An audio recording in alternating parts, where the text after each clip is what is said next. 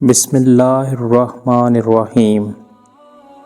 کفار مکہ کے ظلم سے مجبور ہو کر جب چند صحابہ کرام نے مکہ سے ہجرت کی اور ملک حبشہ تشریف لے گئے تو وہاں بھی ان کفار نے تعاقب کیا اور اپنے لوگوں کو بھیجا کہ جا کر حبشہ کے بادشاہ سے اس مسلمانوں کی شکایت کریں اور وہاں سے ان کو مکہ واپس لوٹنے پر مجبور کر دیں۔ جب بادشاہ سے شکایت کی گئی تو وہاں کے بادشاہ نجاشی نے مسلمانوں کو تحقیق حال کے لیے بلایا اور ان سے احوال معلوم کیے۔ حضرت جعفر نے صحیح صورتحال سے آگاہ کیا اور اسلام اور اللہ کے رسول کا تعارف کروایا۔ بادشاہ نے پوچھا کہ اس نبی پر کیا اللہ کی طرف سے کوئی کلام بھی نازل ہوا ہے؟